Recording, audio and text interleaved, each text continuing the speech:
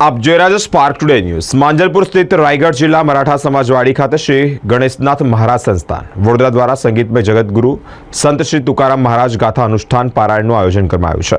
જગતગુરુ સંત શ્રી તુકારામ મહારાજ ગાથા અનુષ્ઠાન પંચમવેદ તરીકે પણ ઓળખવામાં આવે છે। તેનું સંગીતમય પારાયણનું દર વર્ષની જેમ આ વર્ષે પણ શ્રી ગણેશનાથ મહારાજ સંસ્થાન ટ્રસ્ટ વડોદરા દ્વારા જ્યારે આયોજન કરવામાં આવ્યું ત્યારે મોટી સંખ્યામાં હરિભક્તો લાભ લેવા માટે આવ્યા છે। અનુષ્ઠાન પારાયણમાં શ્રી ગણેશનાથ મહારાજ સંસ્થા ટ્રસ્ટના ગાદીપતિ શ્રી અરવિંદનાથ महाराज પણ पारायण में उपस्थित रहा है।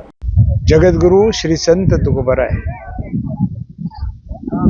ये ऐसे संत है जिनका प्रचार खुद अंग्रेजों ने किया है, जिनका लिटरेचर वांग्मय भारत में जितना है उससे ज्यादा जगत में है।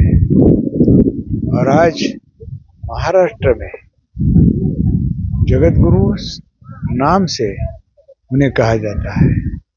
संत तुकाराम महाराज का जो मार्गदर्शन है, जो अभंग है, वो अभंग सभी महाराष्ट्र में पंचपदी नाम से पहचानते हैं।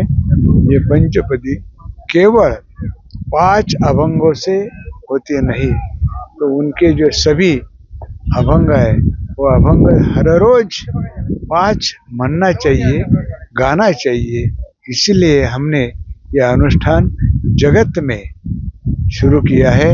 उसका पहला अनुष्ठान होली पूनम के दिन हमने महाराष्ट्र में महाड़ तालुका रायगढ़ जिला में दहिवड़ गांव में शुरू किया और आज ये हम बड़ौदा नगरी में यह अनुष्ठान कर रहे हैं। आज अमरा गुरुदेव अरविंदनाथ बाबा એમનું વડોદરા શહેરમાં આગમન થયેલું છે અને સાંપ્રદાયિક કાર્યક્રમ આયોજિત કરવામાં આવેલો છે, જેમાં જગતગુરુ સંત શ્રી શ્રેષ્ઠ તુકારામ મહારાજ ગાથા અનુષ્ઠાન પંચમ વેદ દર વર્ષ પ્રમાણે શ્રી ગણેશનાથ મહારાજ સંસ્થાનના માધ્યમથી સર્વ ભાવિક ભક્તોને મુખેથી સામૂહિક સંગીતમય અભંગવાણીનું પારાયણ કરવામાં આવે છે। જે કાર્યક્રમનું આયોજન ગઈકાલે તરસાલી વિસ્તારમાં કરવામાં આવ્યું હતું।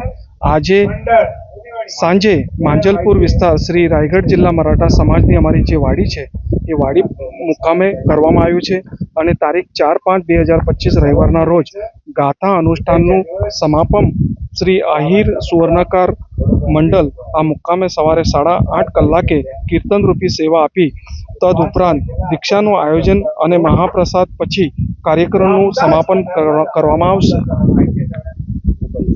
મારું નામ સુરેશ ગોવિંદ ઉતેકર, હું આ ગણેશનાથ સંસ્થાન એમનો એક સભાસદ છું।